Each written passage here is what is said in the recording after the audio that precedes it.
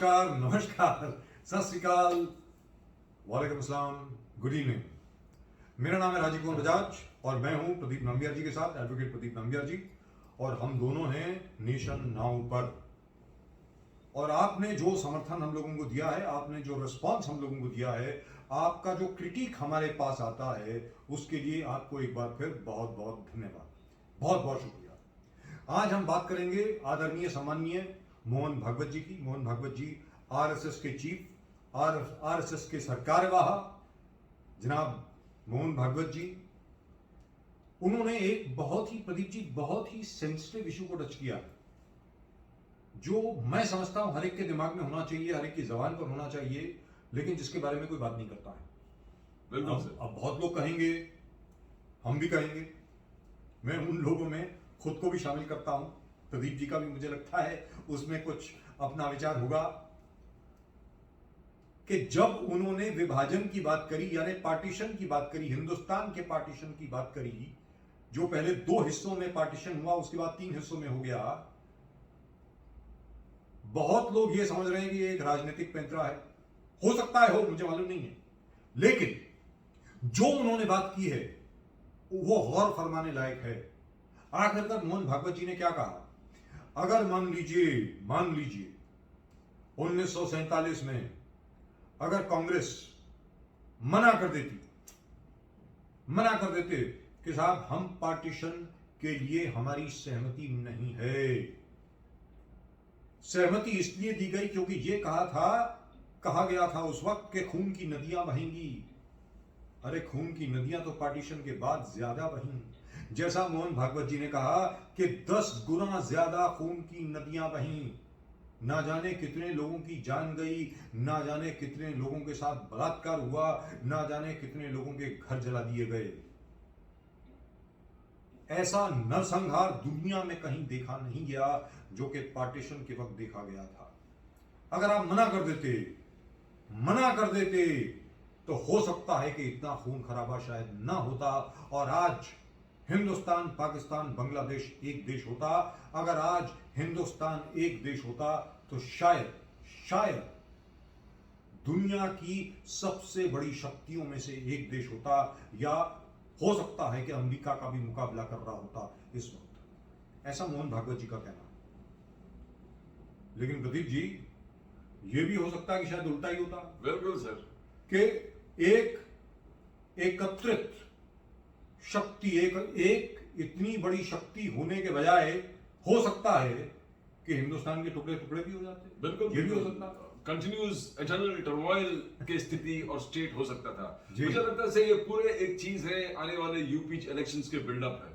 आने वाले UP elections के बिल्डअप के माध्यम से जब मोहन भागवत जी कहते हैं कि अगर अखंड भारत होता तो अखंड भारत होता, इस्लाम के लिए जो विभाजन हुआ पाकिस्तान, तो पाकिस्तान इस्लाम के लिए बना। बट आज भी आप देखो, पूरे पाकिस्तान अगर इस्लाम के लिए बना था, दो टुकड़ा क्यों हो गया? बांग्लादेश अलग क्यों हो गया? क्या इस्लाम नहीं है? पाकिस्तान अलग गया। और पाकिस्तान के अंदर ही आज के तारीख में बलूचिस्तान जो है, या Khyber Pakhtunkhwa, north western frontier province जो कहते थे, I mean nothing is under control there. It's like a civil war, it's a civil torn country. खुद कंट्रोल में है ही नहीं ना अब हर देश। लेकिन प्रदीप जी, सवाल ये है कि इस वक्त ये कहने की जरूरत क्या पड़ गई? सर वो चुनाव आज जो आपने बीच में वो आवाज उठाए थे, काशी विश्वनाथ टेम्पल है, कृष्ण जन्मभूमि जन्मस्थान है, 500 जो अलग अलग तीर्थ स्थान, जो pilgrimage centres with in UP is going to be the laboratory for Hindutva का लेबोरेटरी है। तो आज ये मांग होगा, तो उन्होंने जो एकदम डाइसेक्ट करके जिस प्रकार से कहा कि he was not in favor of division, he was not in favor of partition, मगर पार्टीशन हुआ, लोग वहां गए, और जो लोग वहां गए is totally unrest, civil war प्रकार से चल रहा है पाकिस्तान में। 2 टुकड़ा हो गया, बांग्लादेश इस तरफ है। एंड द साइलेंट थिंग जो उन्होंने कहा कि जो लोग यहां पर रहे वो इसलिए रहे कि उनको यहां के हर चीज मान्य था, और उस हिंदुत्व को मानने वाले तो आगे जाके उनको हर चीज को अपनाना पड़ेगा, including Ram Janmabhoomi, the construction of Ayodhya temple, the want the need or the want, the next coming demand of Kashi Vishwanath, जी, the next demand of Krishna Janmabhoomi, तो उनका कहना कि अगर आपने इस आइडियोलॉजी, इस देश को आपने अपनाया है, तो उसको इथॉस को भी अपनाना पड़ेगा, उसके रिलीजियस सेंटिमेंट्स को भी अपनाना पड़ेगा, मेजॉरिटी कम्युनिटी के सेंटिमेंट्स को अपनाना पड़ेगा, तो आप यहां पर रहें, इस चीज का सेंटिमेंट्स को आपको अपनाना पड़ेगा. तो the next thing that is coming is a lecture on Hindutva, the UP elections, and how the entire thing is boiling towards accepting Hindutva the way it is. कहने का मतलब ये होगा, आपको उनका हमेशा एक चीज था, Indianized Islam. जी, Islam that has to be in convention with the just like it is in Indonesia, Yes, just yes. like it is in Malaysia, Yes, yes. or it is like in Bilkul. Singapore. Indianized version. Yes. So, Yes. for instance, Indonesia में you have the Garuda airline. बिल्कुल sir. अब आप उनकी जो president रही हैं, Sukarno की जो पुत्री हैं, और उनका नाम मेघावती सुकार्नो पुत्री. इसी प्रकार संस्कृत के नाम है वहां पर. उसी प्रकार इंडोनेशिया के रुपए के ऊपर गणपति और लक्ष्मी जी की मतलब तस्वीर दिखाई देती है. तो इफेक्टिवली मोहन भागवत जी का ये कहना है कि इस्लाम को पूरी रिस्पेक्ट है, हम रिस्पेक्ट करते हैं, हम सम्मान देते हैं. आप हिंदुओं को सम्मान देते हैं, हम इस्लाम को सम्मान देते हैं, लेकिन इस्लाम कौन सा? जो हिंदुस्तान का इस्लाम है, जो हिंदुस्तानी मुसलमान यहाँ पर हैं, उनको हम सम्मान देते हैं क्योंकि आप हमारे अपने हैं. और आप भी इस देश के कल्चर को अपनाएं. आप उस तरफ ना देखें, हिंदुस्तान के बाहर ना देखें प्रेरणा के लिए, आप हिंदुस्तान के अंदर देखें प्रेरणा के लिए. और यहां तक के जो नाम भी हैं, फॉर इंस्टेंस, जरूरी नहीं है कि आपके फारसी के नाम होने चाहिए, तुर्की के नाम होने चाहिए, अरबी के नाम होने चाहिए. हिंदू नाम भी हो सकते हैं, जैसे केरल में है. बिल्कुल. For instance, I know of at least 3 Rameshes, 3 Ramesh को मैं जानता हूं जो मुसलमान है, मुस्लिम है, but they are called Ramesh. Now that's exactly what he meant. But the timing of this, वो एक किताब के विमोचन के लिए आए थे, I witnesses to partition. Partition को लेकर के जो अभी उन्होंने जो स्टेटमेंट दी है, और मोहन भागवत जी बड़े दूरदर्शी हैं. ये आप नहीं कह सकते कि उन्होंने अमूमन ही ये सब कह दिया होगा, ऐसा नहीं. Very clearly it was directed at the Uttar Pradesh elections, Uttar Pradesh के चुनाव को लेकर के. और बाकी जो 5 स्टेट में, टोटल जो 5 स्टेट चुनाव के लिए जा रहे हैं, and of course as far as Mumbai is concerned, BMC की बात हम करते ही रहते हैं. Clearly it was directed at that कि उससे एक बार फिर Hindu Muslim partition, unification of India, reunification of India, इसके ऊपर एक डिबेट शुरू हो, जिससे भारतीय जनता पार्टी को एडवांटेज मिले. मेरा ऐसा सोचना है. Exactly sir, exactly. उनका क्लियर कट कहना है कि उन्होंने क्लियर कट विभाजन को समझाया. इसे पहले इसकी जरूरत नहीं था. There was no need for a partition. And if the partition has taken place, both are suffering. Islam is suffering, and here in the other part, India is suffering. India suffering, Hinduism is suffering, Islam is suffering. Clear cut उन्होंने आज जो 2 दिन पहले उन्होंने जिस प्रकार से उन्होंने कहा, he wanted to identify that look at what is happening in Pakistan. Pakistan अगर इस्लाम के लिए बना हुआ है, तो उसका 2 टुकड़ा और क्यों हो गया? बांग्लादेश अलग क्यों बना? So where is the question of Islam? So it is not, the entire concept of that has failed, of Pakistan, creation of Pakistan has failed. Number 2, within Pakistan जिस प्रकार से टर्मोइल है, टोटल टर्मोइल. बलूचिस्तान अपना नहीं है, खैबर पख्तूनवा अपने देश, The Sindhis want to separate. the Sindhis want to separate, Punjabis are the only ones who are controlling the entire. Yes. And the tribal areas is something different. Unka, there's no unifying factor within the entire thing. Even they say Islam is a unifying factor, it is not in Pakistan. But at the same time, he says we are not happy also either. The people who stayed back here stayed back because they believed in some particular ideology, and that he calls as Hindutva and Hinduism, tinged with the sentiments of the majority community. और अगर यहाँ पर आप रहे, तो what he was indirectly trying to say is Ram जन्मभूमि बनाने के लिए इतने साल क्यों लगे? जी. Why did it take एक यहाँ के मेजॉरिटी कम्युनिटी के एक भगवान, उनके जन्मभूमि बनाने के लिए इतना लंबा संघर्ष, इतना लंबा लड़ाई, and such a lot of stiff resistance on the name of secularism. What is secularism? Not understanding the thoughts of the people out here.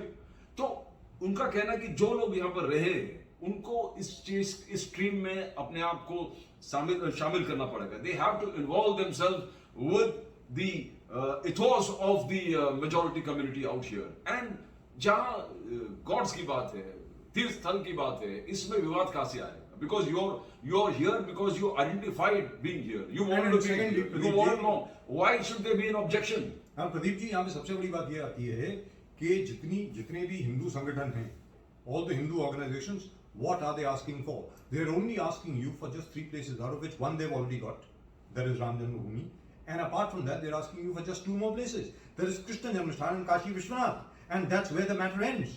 However, if there is resistance even to these 2 places, there is a possibility that the so-called 3,000 temples which were demolished, destroyed, and mosques built on them, that demand, it might be resurrected.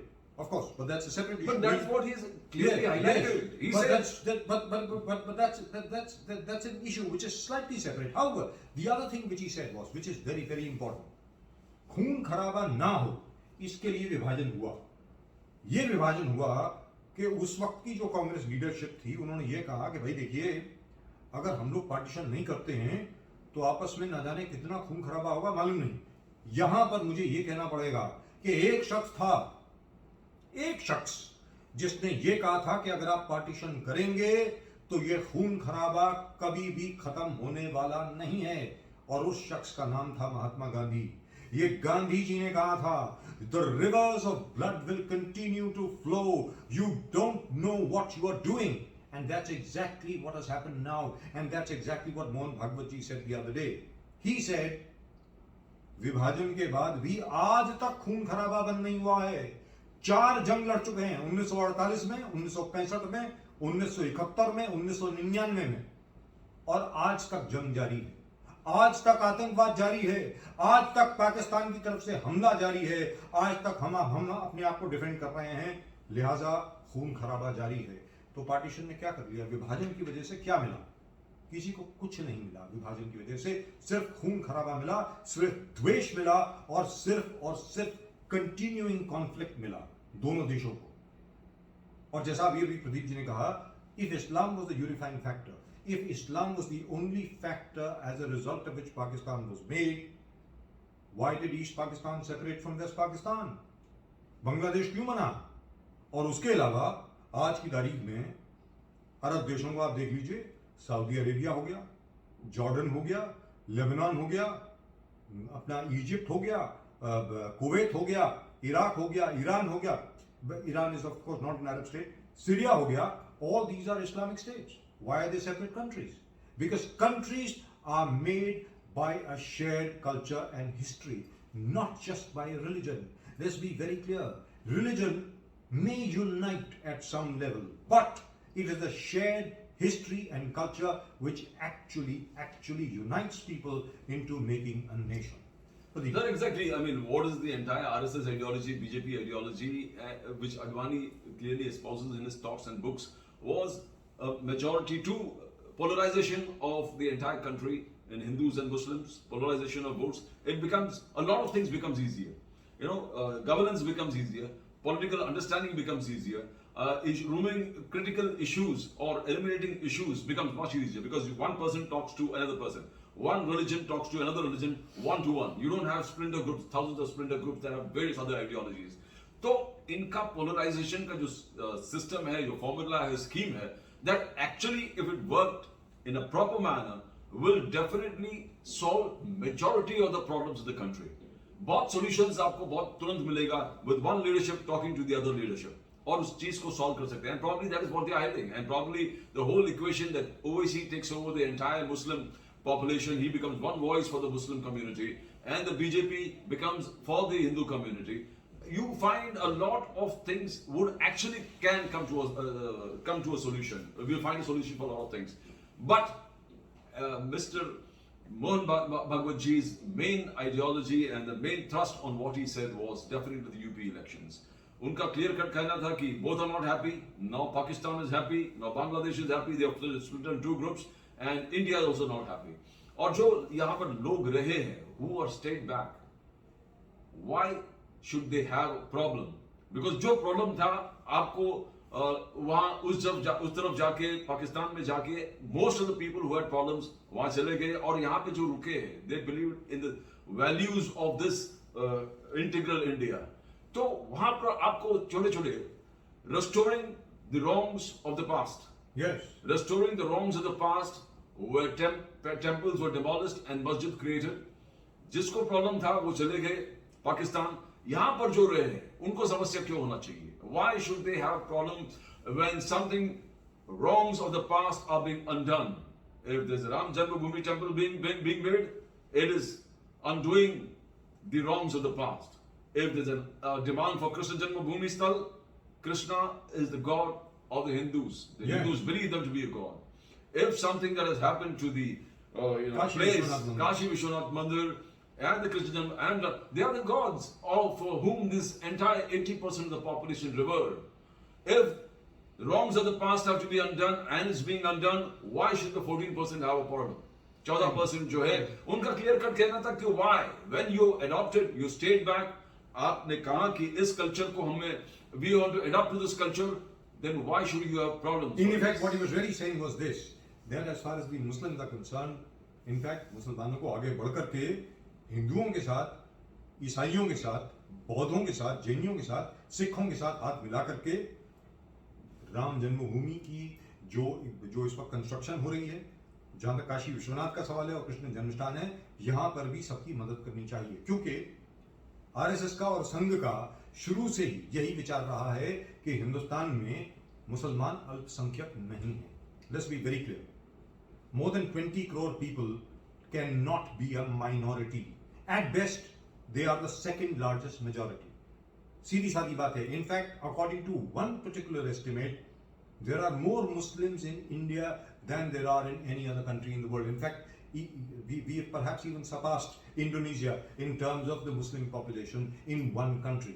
यहाँ पर एक चीज हमारे सब जितने भी मुसलमान भाई हैं, all our, and by the way, most of my friends are Muslims, most of the people I work with are Muslims. The fact remains that you are not a minority, for God's sake. You are the second largest majority in this country. Minority कौन है? Christians minority हैं. Sikhs are in a minority. Jains are in a minority. Parsis are in a minority. वो minority होती है जो 2% से भी कम हो, वो minority होती है.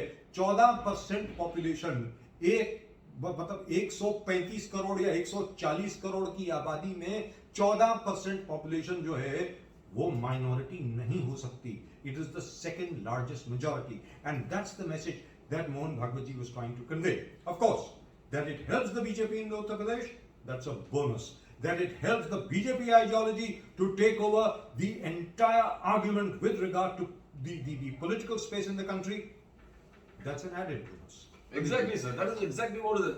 जो उन्होंने पॉइंटर था, वो इंडिकेशन था, वो डायरेक्शन था मोहन भागवत जी का कि this is what is going to happen. ये आने वाले दिन में, आने वाले समय में ये हिंदुत्व का एजेंडा चलने वाला है. आपको इस चीज को मानना पड़ेगा. आप अगर यहाँ पर है तो इस कल्चर में आपको अपने आप को सहाना पड़ेगा. You have to melt yourself in this entire culture, in this diversity. With respect. With respect. And that's a win-win situation for everyone. Number one, he has clearly pointed out undoing the wrongs of the past. Undoing the wrongs of the past, and it will happen. जैसे UP में already agenda है 500 तीर्थ स्थल, 500 places of pilgrimage that is going to be opened before this UP elections, and it's going to be. और farmers agenda जिस प्रकार से उन्होंने बैक बर्नर में डाल दिया, फार्मर्स एजेंडा, फार्मर्स कानून उन्होंने तुरंत रिपील भी कर दिए है, पार्लियामेंट में रिपील भी हो चुका है. और जिस तेजी से उन्होंने किया कि they put the farmers agenda back burner, और एक ही आज के पूरे देश में ये एजेंडा होगा हिंदुत्व वाला agenda. And that is begin with, it's going to begin with UP election से ये शुरू होने वाला है agenda of Hindutva, doing the wrongs of the past.